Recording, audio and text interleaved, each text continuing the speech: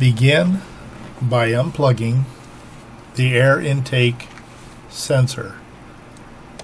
Be sure to remove the red locking clip so the release actuator will be unlocked, allowing you to unplug the sensor.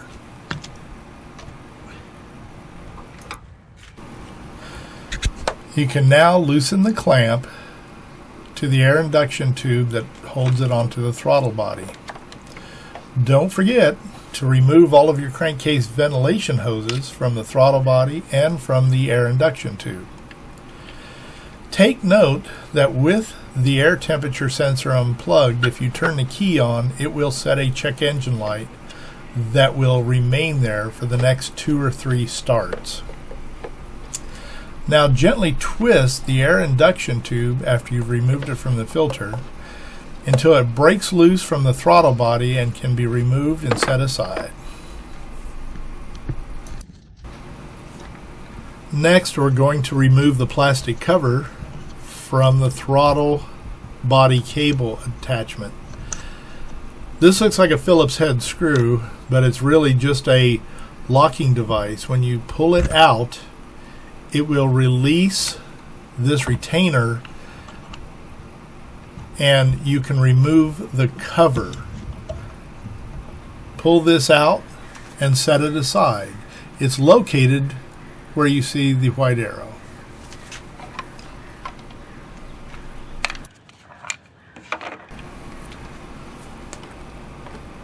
Now rotate the throttle linkage to full throttle, and this will expose a slot down at the bottom where when you pull the cable out towards the front of the vehicle and align it with the slot, you can slide the retaining ends out of the throttle linkage.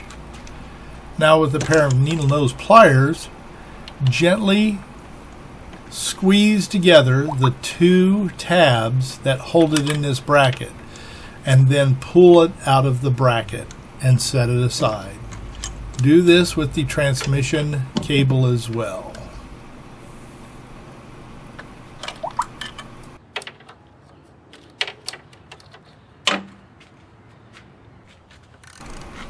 Next, remove the 3 retaining bolts that hold this throttle cable bracket onto the throttle body.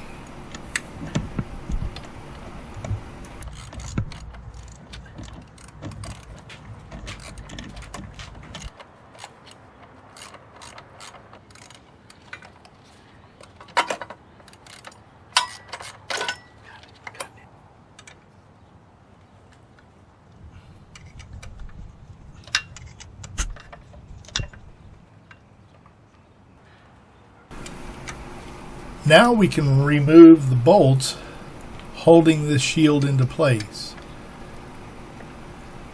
Don't forget to remove the bolt that holds your dipstick tube. Also, do not forget to remove the retaining tie straps for the wiring loom that you see above the shield. I've reordered the videos, which you may have noticed, because I went out of order when doing this project. Now you can remove the shield from the fuel rail, exposing your fuel accumulator or pressure damper. This pressure damper, as you've seen in the previous picture, has little hooks on it. And I figured out later on that I could have probably gotten away with using a fuel line disconnect tool. But in this case, I used a pocket screwdriver and gently pried the tabs as I was pulling up on the fuel accumulator. This would expose the O-ring in this fuel accumulator that was leaking. The new O-ring is basically just an injector O-ring that is approximately 10/1000ths of an inch thinner. Gently squeeze the tabs back so they're vertical and they'll clip to make sure they retain to the fuel rail.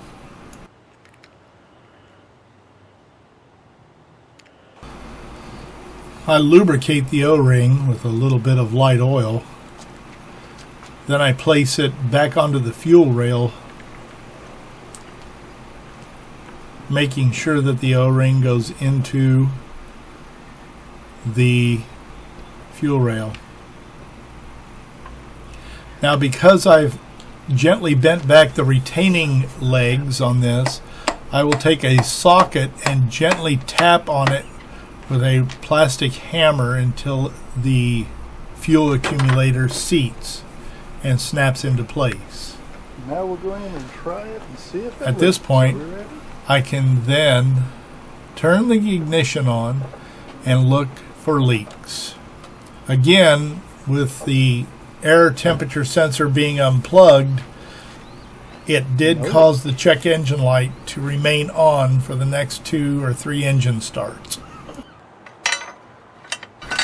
With no leaks, you can now install the shield over the fuel rail. It's a good standard practice to start all of your bolts a couple of turns. One is because by starting all of your bolts, you ensure that all of your bolt holes are aligned. There's nothing like putting a bolt in and tighten it down, then trying to install another bolt and the bolt holes don't line up.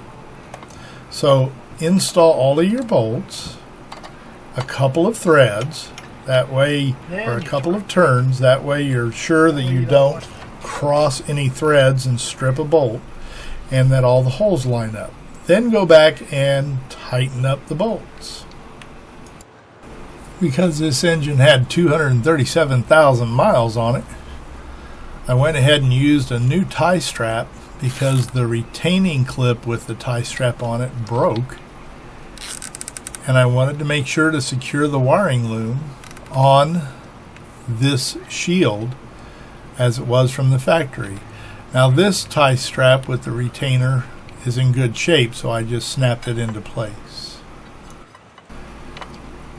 Install the throttle cable bracket back onto the throttle body with the 3 original fasteners that we used or removed during disassembly.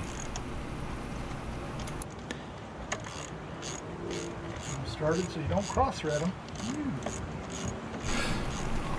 At this point, I remembered I've got to tighten down the dipstick tube bracket to our fuel injection shield. So that's what I'm doing now.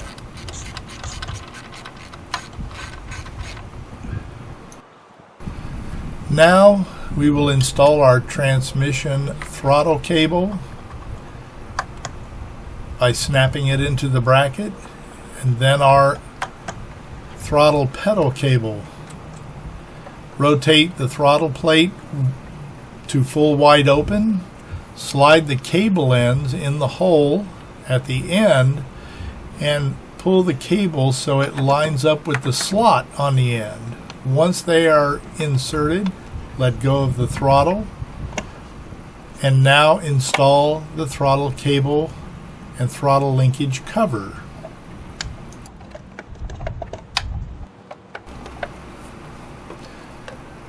Yep. Put back the air induction tube. Don't forget the air filter. You've got to have an air filter on it. Slide that into the air filter housing and snap it into place. Make sure you put the air induction tube squarely on the throttle body, at which time you can connect your crankcase ventilation hoses, plug in your air temperature sensor, and don't forget, if you turn the ignition on with this unplugged, it may cause a check engine light. It will cause a check engine light. And then tighten down the clamp. At this point, you can start the car and test drive it. Thank you for watching.